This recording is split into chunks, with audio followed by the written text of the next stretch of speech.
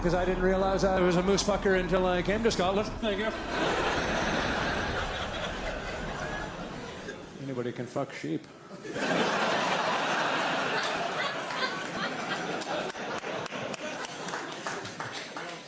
You want to fuck a moose, you better have a plan. Yeah?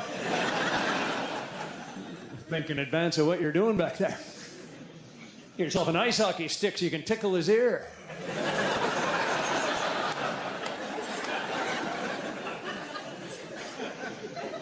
Which, from that reaction, I can tell I didn't have to act out for you. There. Doesn't bother anyone that the moose in that story is a boy? No.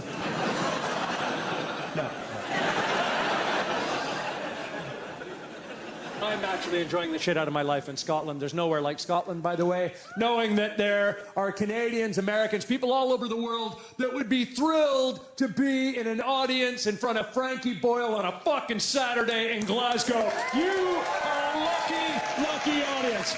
And all that you have to do to enjoy tonight supremely, I think we've got our leaks in, the heads are nodding. Are we happy to be here? Are we in a good place?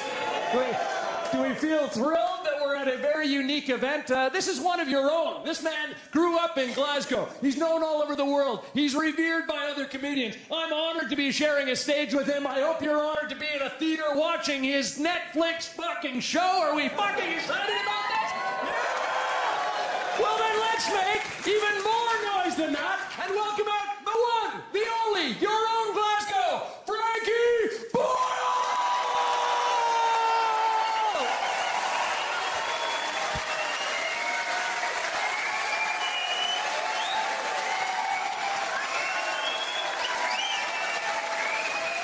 Cheer for Mr. Craig Campbell, ladies and gentlemen!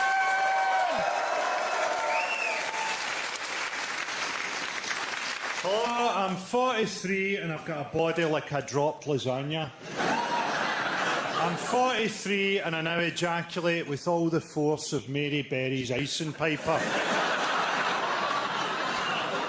Women now look at my naked body in the same fearful way that pensioners look at snow. Let's be honest, they're both probably going to break your pelvis. Enjoyed the mass trial of Britain's celebrities like some paedophile Nuremberg. That was good. Stuart Hall got 15 months. The judge said he would have given him 15 years, but he was worried that he'd ejaculate when he heard the sentence.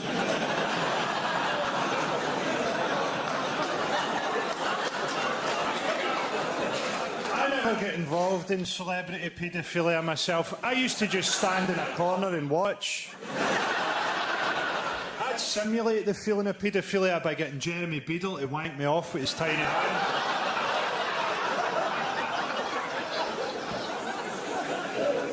Savile, man, he had his own TV show. The other pedos must have been raging. I've got a TV show that makes children's dreams come true. What have you got? A transit van and a big bag of Rebels? Fuck off. Made children in need a bit awkward now, hasn't it? I have a theory that Savile fucked Pudgy's eye out of its socket. It's the marathons that get me. He's running fucking 2 marathons a week.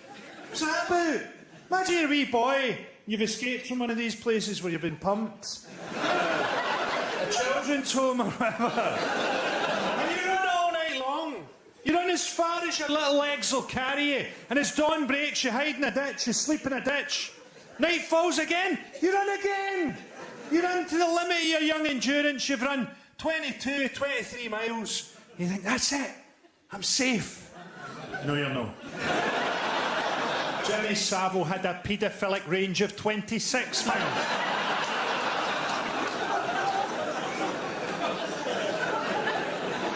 Obviously, the top people in paedophilia for millennia were the Catholic Church.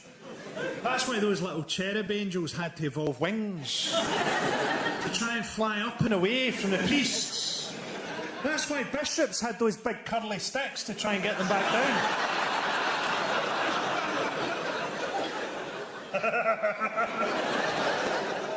got politicians involved in paedophile scandals now. Of course politicians are fucking kids. They kill kids! They kill kids with their decisions every fucking week! Having a go at them for fucking kids is like criticising Peter Sutcliffe on his parallel parking. I honestly believe there are children alive today underneath the floorboards and in the walls of the Houses of Parliament. That's why they all make those mad kind of animal brain noises. Help! Help, Richard! Here, here, here, here. Help, he's going to fuck. Here, here, here. That kind of joke is exactly the reason that the chances of me getting my own TV show are about the same as the chances of someone commissioning a Pakistani version of Don't Tell the Bride.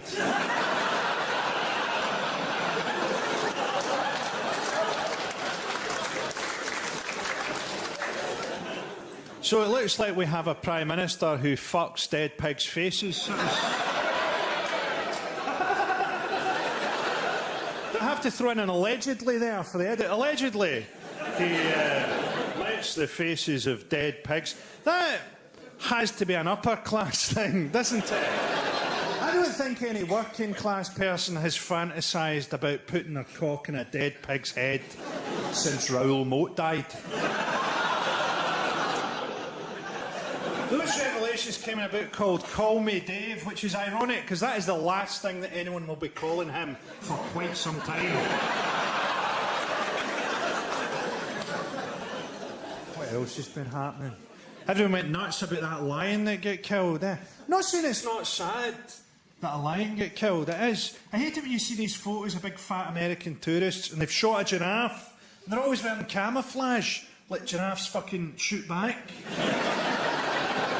All I'm saying is, we've seen exactly the same photos of Americans with dead Iraqis. The only difference is, we know the lion's fucking name. I honestly think if I was an Afghan civilian at the minute, I would get dressed up as a leopard and hope that I got saved by Ricky Gervais.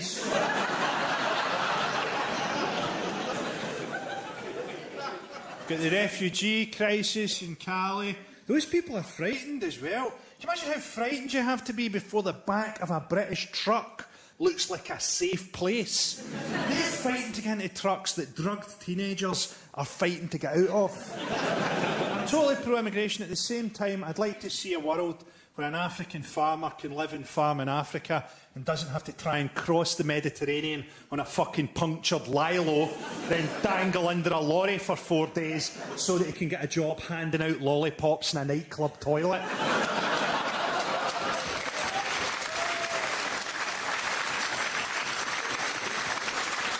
Also, I've never finished a piss and thought, I could really go a lollipop. I'm in my 40s, I dribble. What I want in a nightclub toilet is someone who'll shake my cock out like a wet umbrella. UKIP have jumped on the bandwagon about all this stuff. Nigel Farage, who to me always looks like a frog trying to escape from a scrotum. He sort of looks, Farage, like that guy down the pub that people buy drinks just to see what he'll say. Get him a couple of whiskies and tell him to phone a Chinese. He came up to Scotland and got chased by an angry mob and hid in a pub. Hid from Scottish people in a pub. It's like hiding from a tiger by dressing up as a fucking antelope. That was in Edinburgh as well. That's the genteel part of Scotland. Edinburgh and Glasgow are very different cities. For example, if you see a guy in Edinburgh walking down the street carrying a golf club, he's often going to play a game of golf.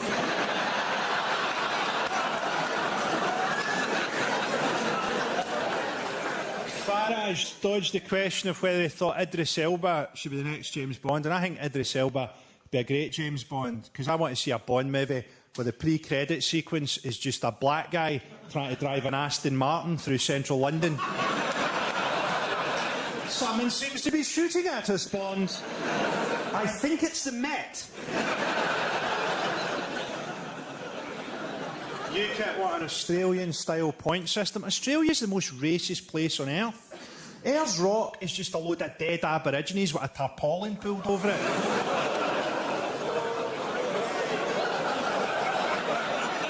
Was that too much for some of you? This might be quite a long hour. This is a gentle tickling kind of foreplay involved in here. Tickling foreplay sounded sinister, didn't it? You never hear quite how racist UKIP supporters are, because they always do those vox pops for the news in the high street. They need to start doing those down the pub. Well, Governor, if you caught me at 3 o'clock on Bromley High Street, I'd have told you that my main area of concern was Europe. But seeing as we're in Wetherspoons, I'll cheerfully admit that it's the Jews. It's like the good old days part of UKIP, isn't it? You remember the good old days? You could get fish and chips and polio in the good old days. You could leave your front door open because you had fuck all worth nicking. And no one had the strength to open the door because they all had fucking polio. And you could go out for a walk on a bank holiday Monday down the pier, and your little brother would go missing, never be seen again. In the fucking good old days. You could wear old knees up in the good old days if you didn't have fucking polio. And you had variety shows on the TV. Not like your alternative comedy, no. Everyone in that variety show, they could dance, they could sing, they could tell a story, and each and every one of them was a convicted child molester. And you thought you vaguely recognised one of them from the day that your little brother went missing. But you couldn't be sure, because you'd been drunk, even though you're only 4 years old. Because it was the fucking good old days. You were drunk from the alcohol content of the mouthwash that Jimmy Savile used to dip his cock in between victims. It was the fucking good old days. The fucking good old days when you could ooh about a joke about Ayers Rock, not knowing it. 2 jokes down the line, Jimmy Savile was dipping his fucking cock in mouthwash.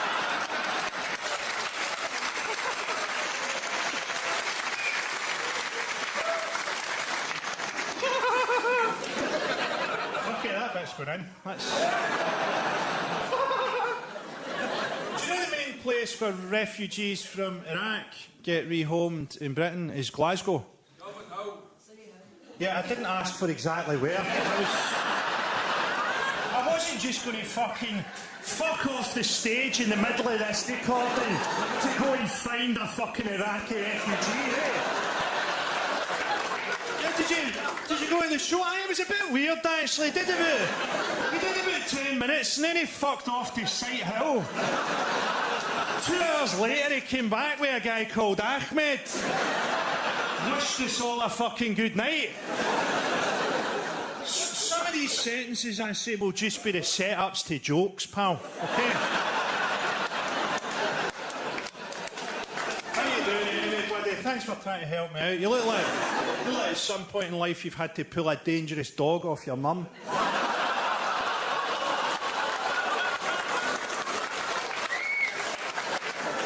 So that you could have a go at fucking her yourself.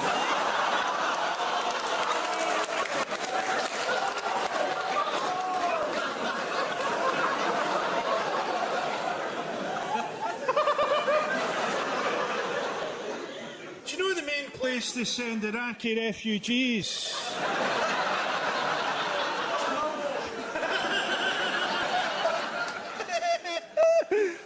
Fucking hell. So, boys, you're fleeing sectarian hatred and violence. I love the old film, man. 2 sets of fat people singing about famine. You'll never replace the hatred without Rangers, will you? You'll never get back to the same level of hatred without Rangers, even if you had a Muslim Partick Thistle. The Catholics and the Muslims would just bond over their mutual hatred of orange outfits. We're 6 points behind, boys, but we'll claw it back over Ramadan. I fucking love the Orange Walk, actually. I love it, man. There aren't a lot of things left in life that make me feel handsome.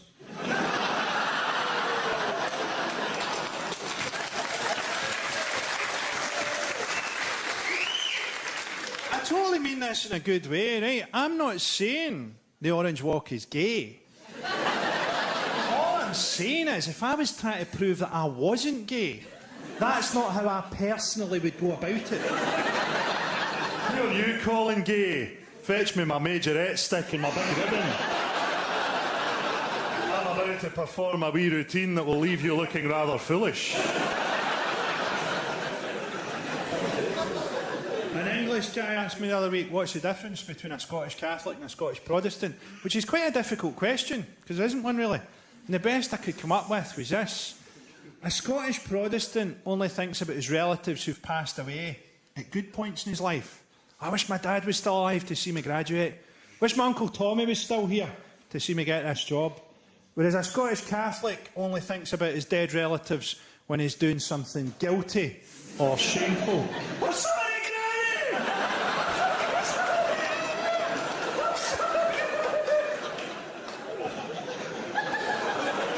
I'm sorry about that joke, Granny.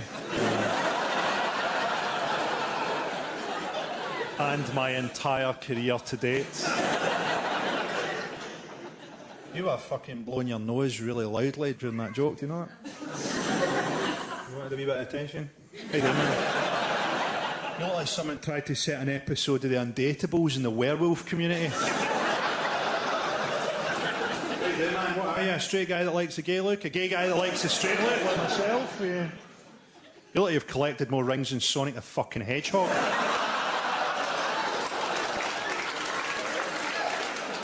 When you finally suck a cock, all it's going to taste of is relief.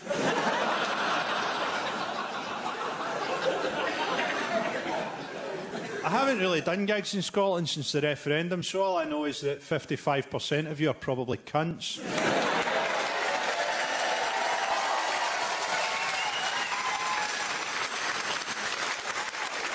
To be honest, that was always the average with my crowds anyway, so...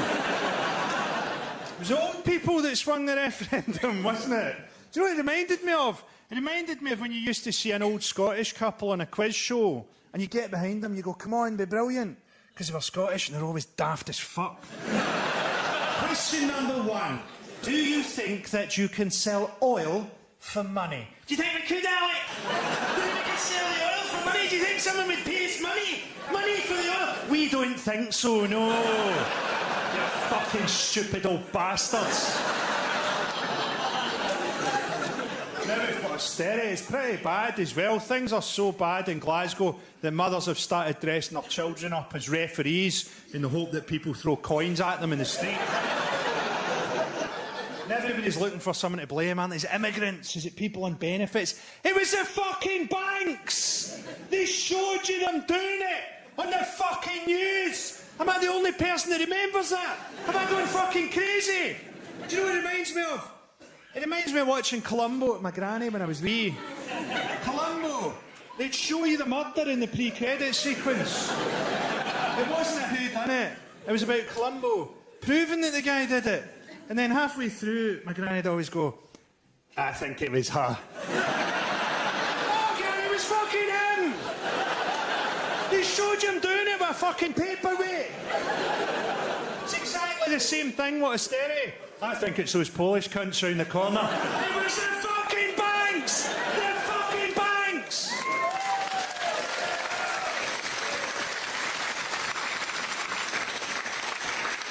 And the political class project onto you. They're all stealing, they're all scrounging, they're fiddling. Because they fucking steal from you! They fucking fiddle from you! Your idea of decadence is probably bath bombs or something, right?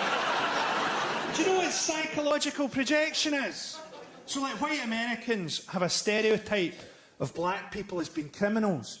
And he's like, no, you stole them! You stole them from Africa! We need to think more about the psychology of politicians. Vladimir Putin is probably a homophobe because he's had to go through life with the name of a gay porn star.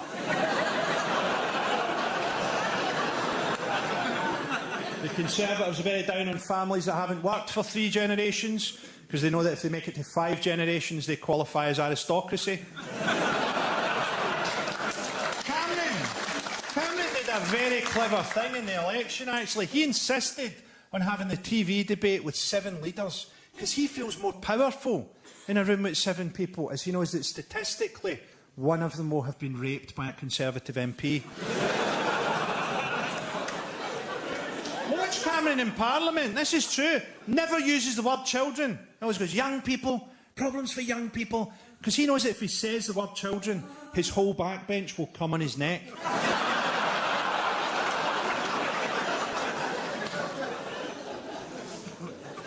I thought it was very sad to read about the death of Robin Williams last year. I can't be the only person. You enjoyed the death of Robin Williams? Well, actually, I did. Enjoyed his early work, but to be honest, Patch Adams quite amused me that the guy who did Patch Adams actually committed suicide. That was a certain amount of irony involved there. And you'd be churlish to deny it, Frankie. I read about the death of Robin Williams and I thought, why can't James Corden get depressed?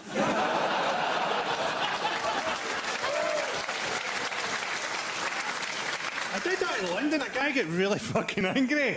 He went, my wife is depressed. Turns out the correct response to that heckle is not, no fucking wonder.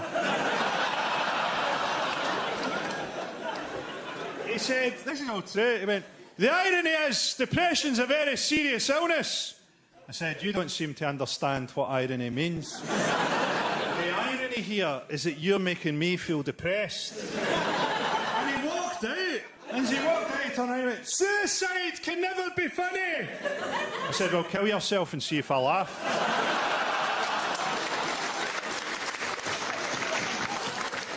Why is it always comedy that brings out the worst in everybody? People don't go along to Hamlet and shout, my husband feels melancholy.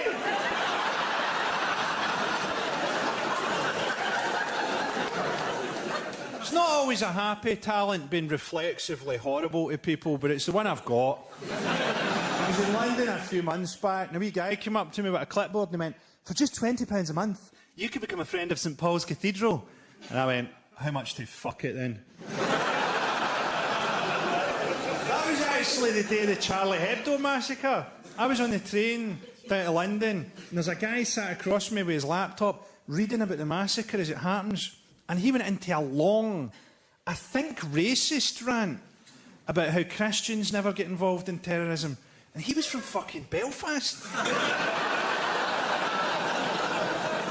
thought it was good David Cameron went over to show his solidarity with Charlie Hebdo. He couldn't feel less solidarity with what they stood for, could he? He should have shown genuine solidarity by telling a really offensive joke at the memorial. Just throwing the wreath to one side and going, I'd just like to say that I like my women like I like my whiskey. 12 years old and in a barrel. I'm joking, of course. 18 and full of coke. People always lie at memorials, eh? My thoughts are with the family. Your thoughts are never in one place. Be honest about it. My thoughts are with the family and also wondering if I can fit a folded up flip-flop into my mouth.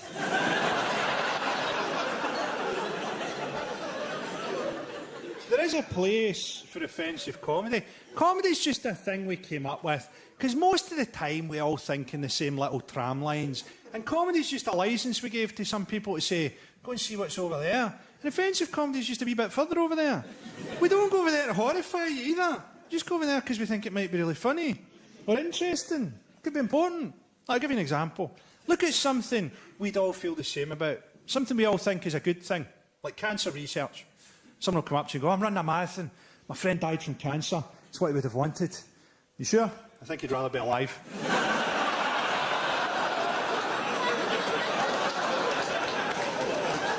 Don't actually say that to him.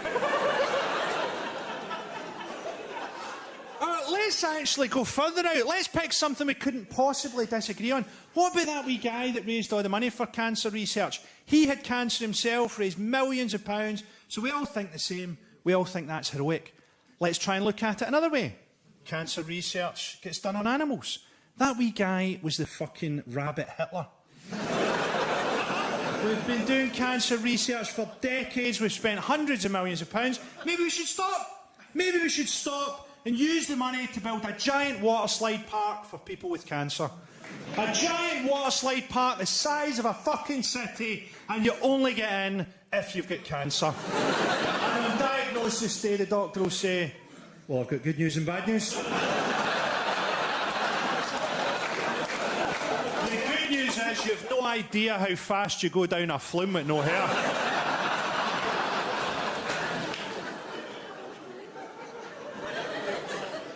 Because charity can be patronising, can't it? Give a man a fish and he'll eat for a day. Give him a fishing rod and he can feed himself. Alternatively, don't poison the fishing waters, abduct his great-grandparents into slavery, then turn up 400 years later on your fucking gap year talking a lot of shite about fish.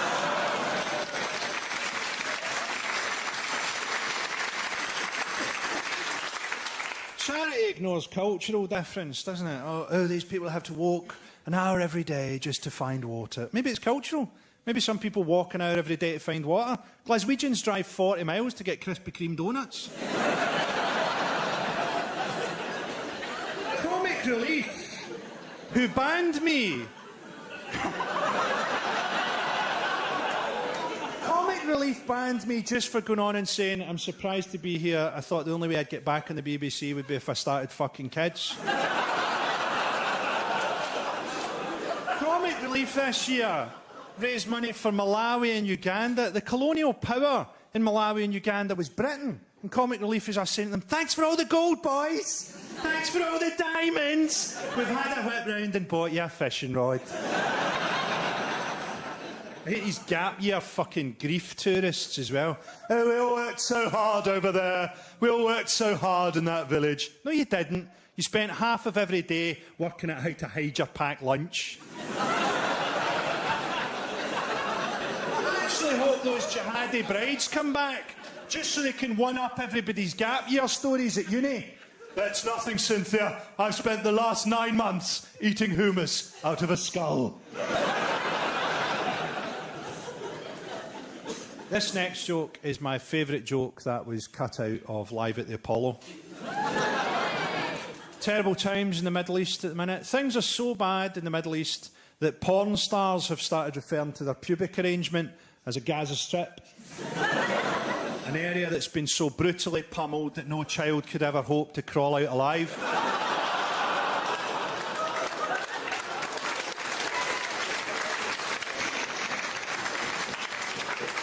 I mean, I wish I lived in a moral world where that joke didn't make sense, but I don't, do I? We were told when Gaza got attacked that Hamas were using human shields, and they weren't. Humans almost never get used as shields, because humans make really bad shields. Humans make such bad shields that humans were forced to invent the shield. Precision bombing, those raids were called by the Israelis. It looked about as precise as a blowjob from a guy with a cleft palate. Enjoy it, mate! Enjoy it! Enjoy it, mate! Quiet, boy, we're underneath the House of Lords. Here, here. I thought it was sad Scotland didn't get independence because, you know, I lived in England for a few years, but I think I still passed the test of full Scottishness in that I can hear a cricket score and have absolutely no idea who won. And we're a unique people, aren't we? The only country in the world where people give travel reviews entirely in alcohol prices. How was Prague? How was it? £1.30 for a litre of vodka. 40p a pint. Are there nice museums? Quite possibly, yes. I think whatever happens next, it's important that we do something that the English aren't expecting. Something to put England on the back foot. And the last thing that they're expecting is for us to form an Islamic caliphate. Ah, yes, independent Scotland. OK, we might have to learn how to treat women slightly better, but we can change. IS just went for independence. They weren't debating currency union. What will we use for currency? Journalists. Good idea.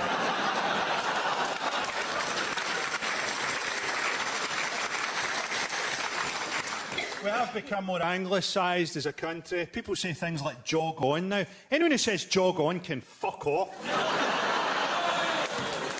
We don't need English stuff. We've got our own stuff. They've got Glastonbury, we've got Tea in the Park, where people get Glastonburied all the time.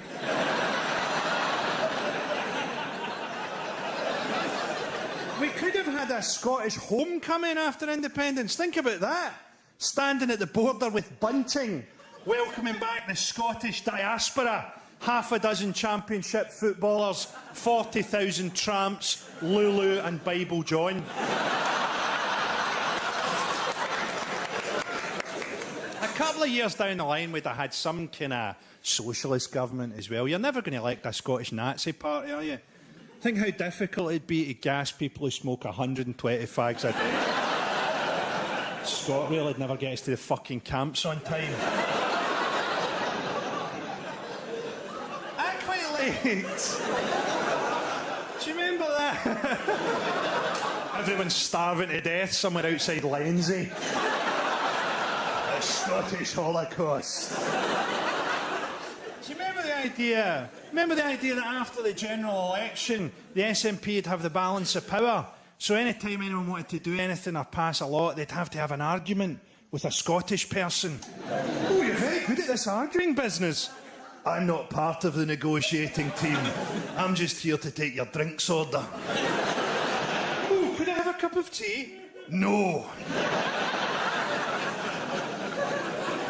So we didn't get an independent country. We got a fucking Scottish Doctor Who. That was about it. Doctor Who, of course, is the archetypal Scottish character. An old man armed with a screwdriver dragging young women into a phone box.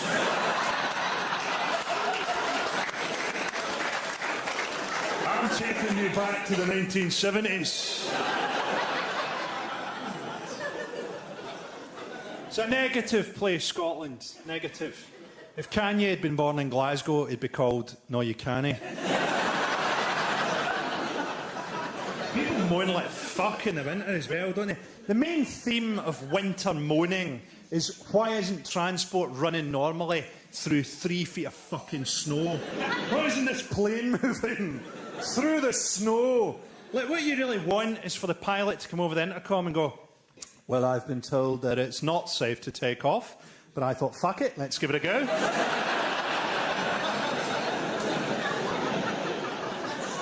I don't fly myself, but I assume everybody now searches the pilot's voice on the intercom, looking for a hint of depression.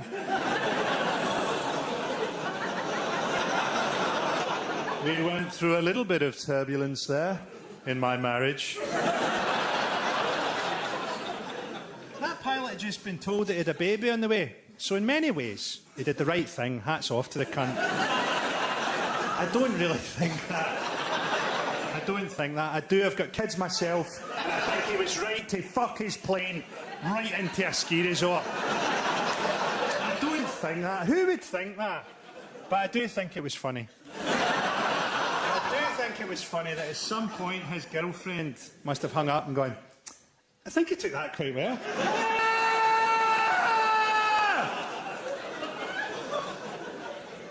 See, this is why I need to stop doing comedy. You can't even tell jokes about things that you don't think anymore.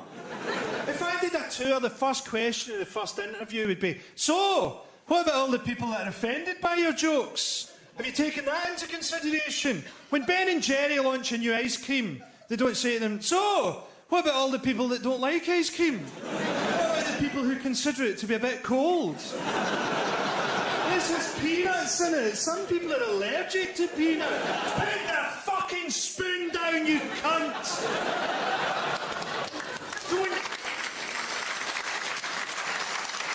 Don't ever argue with a joke. It's like telling a clown that his car isn't going to pass its MOT. I can't write jokes for the average person. The average person is fucking Chinese.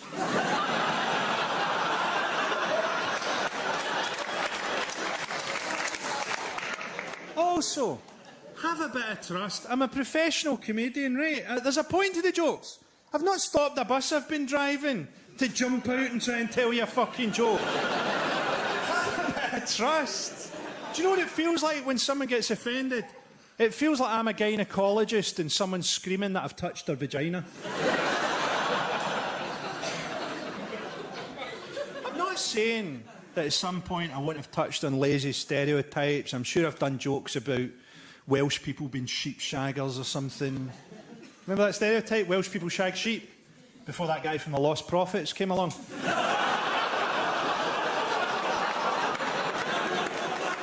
Don't worry, everybody. They won't be calling us sheep shaggers much longer. I'm going to clear this misconception up. Also, don't come up to me and tell me your jokes, okay? Do you think people went up to Harry Houdini and went, "Got your nose, Mr. Houdini"? Oh, where did it go? Fuck off!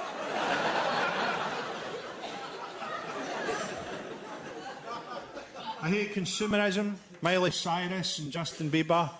And she looks masculine. You notice that? She looks masculine and he looks feminine. She looks like quite a doable rent boy. No offence, mate. Bieber sort of looks like a grown-up Madeleine McCann cross-dressing for anonymity. What? She's still alive in that joke! That's a joke filled with hope!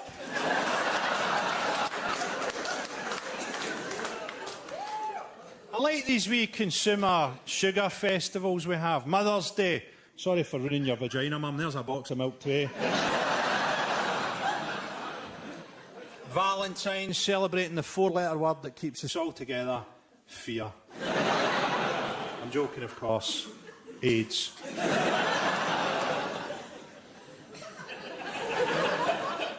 If you feel offended by anything in this show tonight, feel free to tweet your outrage on a mobile phone made by a 10-year-old in China. Because that's what Santa Claus does the other 364 days a year. He flies around the world, apologising to all the children that actually have to make the presents. Sorry about that, Woling Ho. Still, tea break's over. Back to work, son. People say that Steve Jobs died too soon, but I think it was a fitting metaphor for his company's attitude to battery life.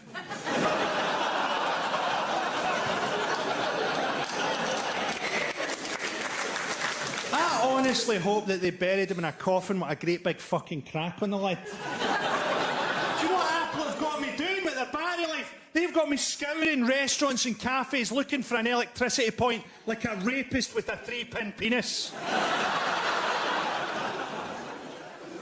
Twitter's good though, isn't it? Before Twitter came along, if I wanted a stranger to call me a cunt, I had to go out for a walk.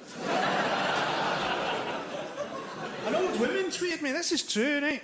An old woman tweeted me and went, "I hope your dog dies, cunt." It was 1 a.m. and I was still up, so I went, "I hope your cunt dies, dog."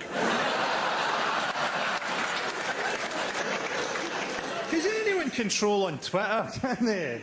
I admire the people that do it on Facebook, where everyone can see that you've got 2 ugly kids in a shit kitchen. I like those wee biogs people have on social media, where they put the most banal, depressing summation of their life. Tea drinker. I like to drink cups of tea. That's me in a nutshell, that is. Foodie. I eat food. I want a burst of honesty in one of those boxes. I was brought up in an atmosphere of such violence that I could never truly love anyone. The only person that loved me I rejected, and during my ensuing mental breakdown, I got a nutcase pregnant. I also drink tea.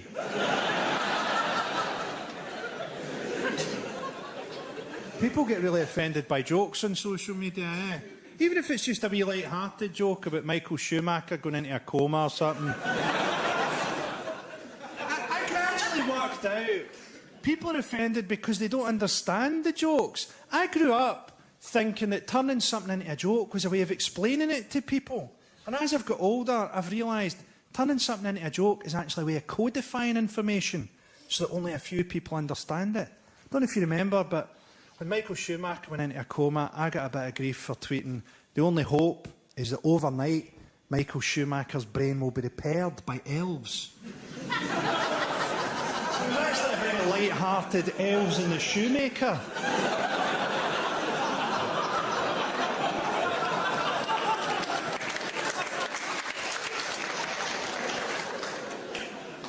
Talking about reducing speed limits near schools, and I think that's a fantastic idea, because the only people who drive at the correct speed near schools are paedophiles. And that's only because they're doing it one-handed. Got kids myself. People say that having kids brings a lot of joy into your life, and it's true. Without my kids, I wouldn't have been out every night, met my girlfriend and divorced her mum. People say as well that when you're telling your kids off, try and stay positive. Don't browbeat them. I think that's a great piece of advice. But sometimes I'm standing there thinking, I don't see anything positive about this. You have shat on my rug. And I'm struggling to find an upside. My son's still quite wee, so it's difficult to punish him. What I do is I tuck his bedclothes in really, really tight and hope that he has a nightmare where he's trapped in a giant's pocket. If that doesn't work, I'm going to cut the brakes in his heelys. My kids for Father's Day got me that thing, mint tea tree shower gel. No one had warned me about that. I thought that my arsehole was going to burst into song. There are experiences that you only get as a dad. If you're not a dad, you will never be caught having a wank by a Furby.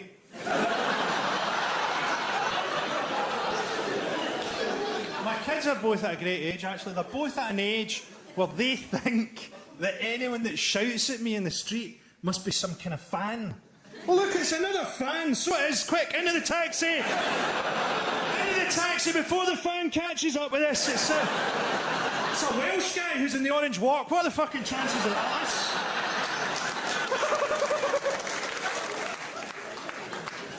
People say that Londoners are unfriendly, but Jihadi John has really raised the fucking bar, hasn't he? Do you know what I love about Jihadi John? I love the fact that he dresses up as a ninja to try and look scarier. It's not going to get a lot scarier, mate. Maybe if he wore a mankini, it would sort of be more sinister, because it would have the air of a stag night that had gone tits up. Couldn't we understand each other more? Couldn't we try and love each other a bit more? How long have you known what a Muslim is? For me, that's about 20 years. If somebody told me 20 years ago that they'd been promised 72 virgins, I'd have assumed that they'd got a presenting job on the BBC. A job which was cut out on the BBC. I honestly blame American foreign policy for a lot of this stuff. American foreign policy is horrendous, because not only will America come to your country and kill all your people, but what's worse, I think, is that they'll come back 20 years later and make a movie about how killing your people made the soldiers feel sad. Oh, boo-hoo. Americans making a movie about what Vietnam did to their soldiers is like a serial killer telling you what stopping suddenly for hitchhikers did to his clutch.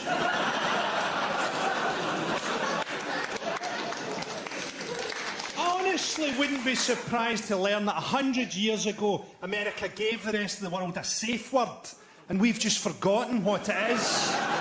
Or maybe we're pronouncing it wrong. Aluminium. I thought it was aluminium. America have a mercenary army now. Do you know about this?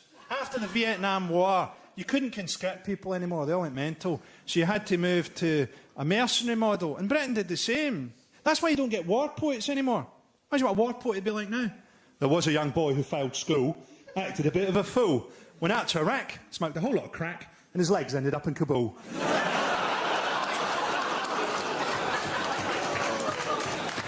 I'm not generalising there and saying that soldiers are all stupid, by the way. I don't think that. I don't generalise. Hitler was a vegetarian. I'm not going to generalise and say that all Nazis are cunts.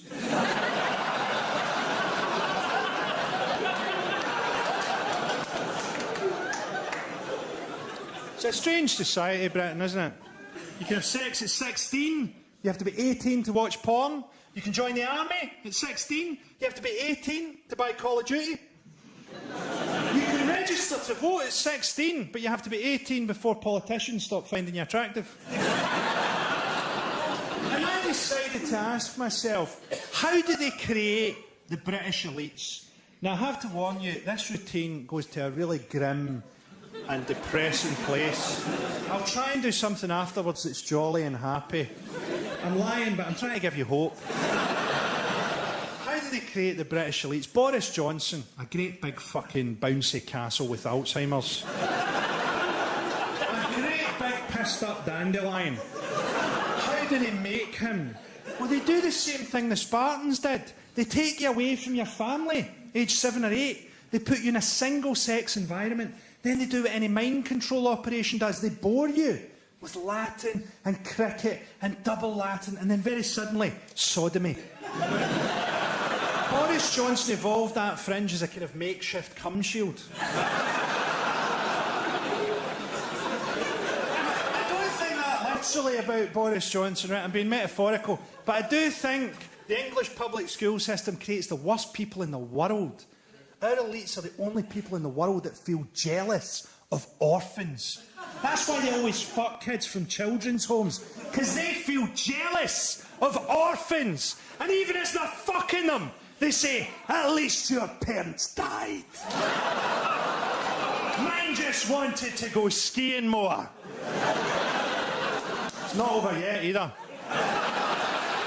Then I thought, maybe it's worse than that. Maybe they deliberately cut social spending and attack groups like social workers so that there are always plenty of orphans for them to fuck.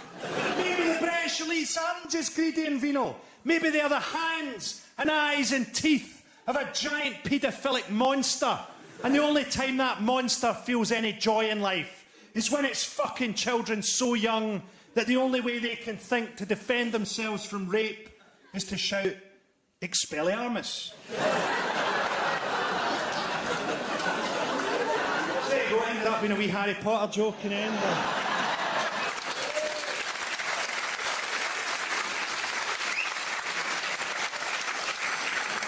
If you didn't like that bit, I think Michael McIntyre's in town next month.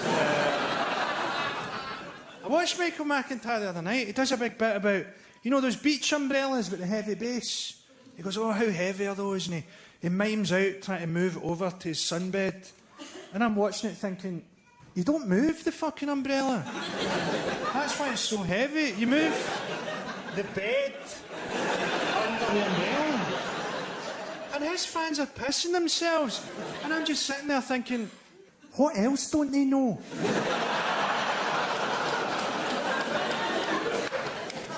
What are you doing, buddy? You tried to fucking break out there and it didn't work, you cunts!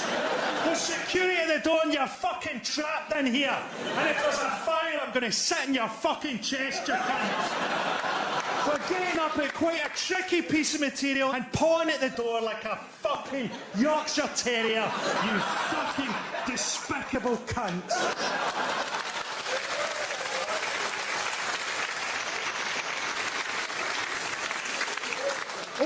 Okay, you've made an effort with your dress and hair, but it's like putting 26-inch rims on a fucking wheelie bin. You have no soul. I honestly hope that you get cancer quite deep up your arse. I hope it gets cured, right, radiotherapy or whatever. And then a few years later, a guy in a ski mask pulls you into an alley and rapes you. And as the rapist comments on how tight your arsehole is, you suddenly realise that the cancer has come back.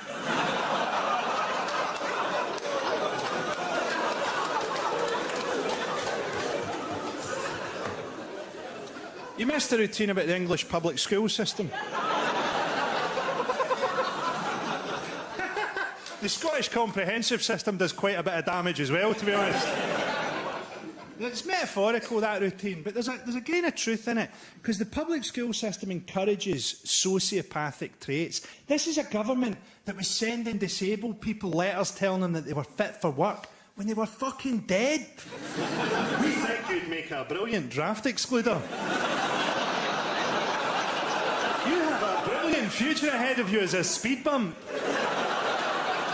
This is a Prime Minister that went to Sri Lanka and told them off for human rights abuses they committed with weapons we sold them. Like Ronald McDonald calling you a fat bastard.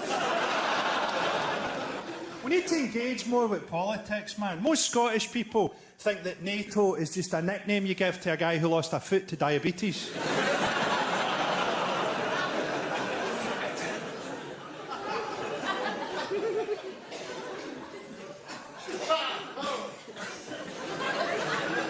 What the fuck is going on with this crowd, man? I think everyone else that plays the citizens gets the people that fucking usually come to the theatre, and I just empty the high flats.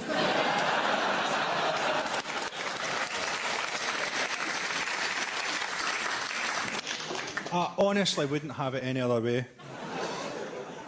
I love playing the Gorbals, man. It's great to see women who've gone to a fucking sunbed place and asked for the shade Oompa Loompa. I honestly wouldn't be surprised if John Wayne stepped in and shot you dead with a fucking rifle.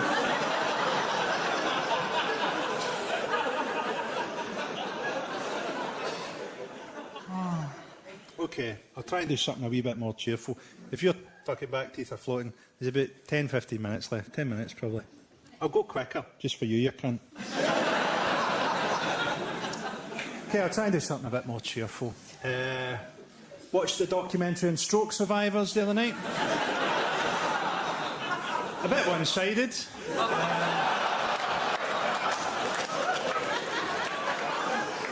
Did you see that woman that died after drinking 10 litres of Coke a day? She ate a packet of Mentos and they found her head 3 miles away. Piers Morgan says that women send him knickers through the post, presumably with the message from one cunt to another. That's a kind of sexist thing, isn't it? How ugly men can be and still get on television. Alan Sugar looks like he's been cleaned out of someone's belly button. Looks like Mother Teresa's knee. Jeremy Clarkson went a bit like that towards the end, didn't he? A bit kind of origami elephant vagina. Imagine punching your producer when Richard Hammond is in the fucking building. OK, jokes. Jokes. Do you reckon if you get fingered by someone that knows sign language, it's like having a puppet theatre in your vagina? You can run, but you can't hide, is a funny thing to say to children with asthma. But that's too much. Asthma's a red line. There was a wee guy with a cleft palate being fucked under the House of Lords 40 minutes ago. Asthma's too much. Sorry, son, I didn't realise you had asthma. I thought you were into it.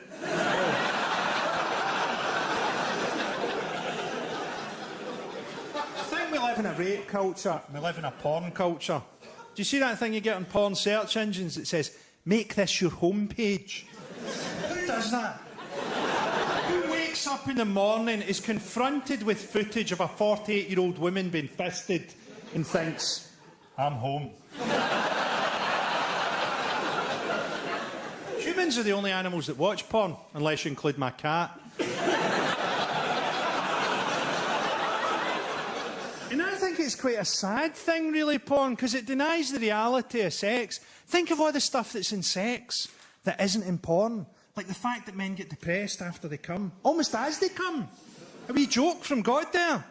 That never made its way into the letters page of Fiesta, did it?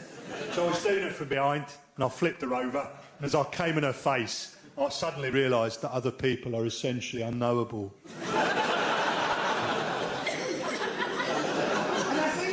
A lack of empathy from men about what sex is like for women. I often think it must be more intimate to let someone inside your body. I feel awkward just letting the gas man into the hallway. I'm completely behind feminism, by the way. It gets bandwagon jumped a bit. You know, Louise Mensch or someone, oh, I'm a feminist. You're fucking anti-choice. If you don't even think women should control their own body, you're on the list of great feminists in between Ted Bundy and King Henry the fucking VIII.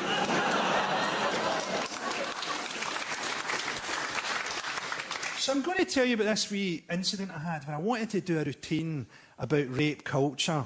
But before I tell you about it, I'm not saying here, don't think about the language around rape. Do think about it, it's important. Rapists get called predators. I think they probably like that. You're not a predator, mate. You're a fucking scavenger. The majestic lion of the Serengeti doesn't have to drug the watering hole and pretend to be a fucking minicab driver. And also, I'm trapped in the sexist system too. I'm part of it, right? Because I grew up in it for fucking 40 years. I'm trapped too. I can watch Emma Watson give a speech at the UN and think that's brilliant and that's empowering, but I have to have a wank afterwards. Because I'm trapped too. I wanted to do a routine, right, on Live at the Apollo about rape culture. And they're really good people. And they said, we love the routine, you just can't say the word rape on the BBC at that time of night. And I think, surely, as human beings, we should be able to decode the ideology behind a word. I can train a dog to get annoyed at a word. Rover, Jehovah's Witnesses. This is before we get to the fact that different words mean different things to different people. You say Snapchat, I say speedwank. Then there's a thing called phenomenology. Phenomenology means the joke can't take place in my mouth, if you think about it. It has to take place in your head, doesn't it? This is why it's often better in your head, because you add stuff to it. This happened to me recently on Byers Road. An old guy asked me to help him across the road. He went, help me across the road, son. I've got AIDS in both ears.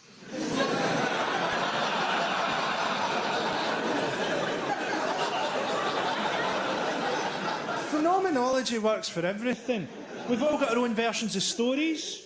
For me, the Pinocchio story is actually about Geppetto being a paedophile. He lives on his own in the forest. Then suddenly, a wee boy lives with him. And he says to his mates, don't listen to him. Tells lies. That's varnish on his face. I also think that Peter Pan and the Lost Boys are the souls of abortions. Explains Captain Hook.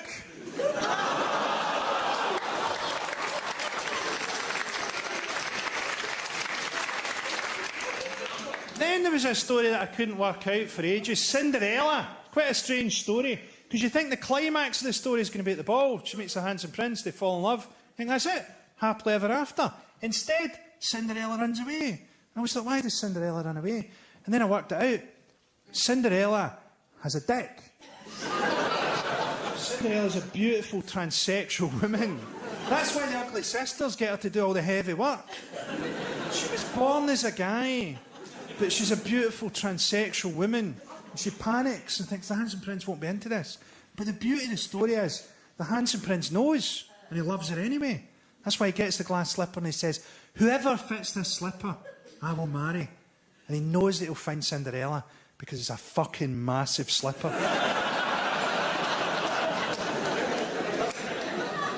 I did that in Edinburgh. A guy right at the back, clear as a bell, went, Cinderella runs away because her horse and carriage is about to turn into a pumpkin and mouse. I said, yes, but that is a metaphor for the cock and balls. And I had the clearest moment of wondering what the fuck I'm doing with my life, as I said. Life's sort of all gravy to me, because I was an alcoholic for a bit, and I thought I'd be dead in my mid-20s. So it's all been pretty good. The very last night I got drunk, I was in San Francisco. It's about 3 o'clock in the morning. This is like 16 years ago. I'm trying to get back into my hotel room, but I've lost the key. So I decided I'd try to jimmy the hotel door open with a credit card. Because there's a certain level of drunkenness where you think, hey, I might be a spy. So I was doing that for what might have been hours, when a guy walked out of the next bedroom, and it was a cop. It was an American uniformed cop. And he looked round at me and he went, you are lucky that I'm a stripper. I said this, but I went, good, because I fucking hate cops. And that's how I found out that he was not a stripper. He was a cop with a sense of humour. And as it later turned out, quite a temper as well. But the way he showed me how badly I fucked up was just brilliant. He grabbed his trousers in both hands and he went like this. The trousers went nowhere. I don't know if you've ever watched a big man hoping that his trousers come off. But that will sober you up. I didn't tell that story for years either, because I was ashamed.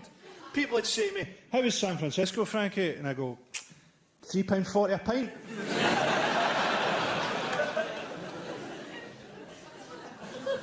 I think that we get controlled by language. I think that's partly how we're controlled by propaganda. We take language too literally.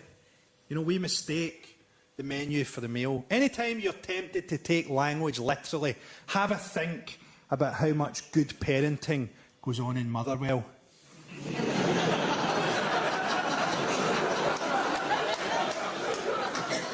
They change the meaning of words on us to control us. Do you remember at school the word daydreaming?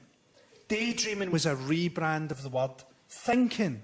Don't daydream, don't think. Then they came up with stress. Stress was a rebrand of the word unhappiness. Because unhappiness, you'd have to do something about it. Stress, you just put up with. You don't meet someone at a barbecue. How you doing, John? Oh, well, quite busy at work, so I'm quite unhappy, and getting busy towards Christmas, I'll be even more unhappy then. And she's got another baby on the way, so we're all as unhappy as fuck, if I'm quite honest. Then they came up with post-traumatic stress disorder. Post-traumatic stress disorder is a phrase they came up with to describe the disconnect in a soldier's mind when he goes from a combat situation back to having heterosexual sex. Imagine it, you're out in Afghanistan, you've been fucked every night by a guy built like a werewolf. You're in one of the most beautiful places on earth, the stars are shining in the sky, the sand is burning your knees, you're telling yourself it's not gay if I don't push back. And the intensity of your lovemaking, it almost feels as if the dynamic power of his penis moving inside your body is what powers the light and the stars themselves. You've got to leave that behind and go back to your semi-detached house and finger your wife on a DFS sofa during the ad breaks in the X Factor.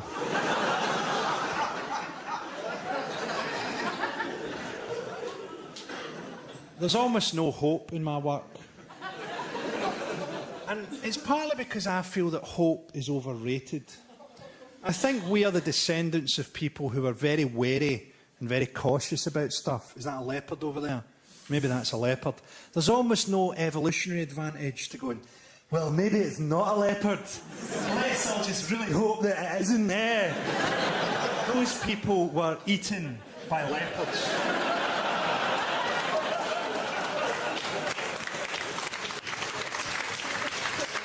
I'm not saying don't have hope. If you have a dream, if you have an ambition, please go for it. Because I love to watch cunts like you struggle. But I feel a bit bad sometimes, because I grew up watching Bill Hicks. You know, he was my favourite comedian, and that's probably the reason I'm in it. It's still probably my favourite comedian. He had so much hope that even when he was dying in his last show, he does a big routine about, don't worry, life is all just a ride. Just try to enjoy it. It's all just a ride. But I sort of think, maybe it's all just a ride if you're one of the people that's allowed on the ride. If you're one of the people that's rich enough or white enough to be allowed on the ride. What if you're one of the people that has to build and maintain the ride? If I had to build and maintain the ride, I would stretch piano wire across the bottom of the roller coaster so that everybody finished the ride with a photograph of themselves with 2 thumbs up and no fucking head.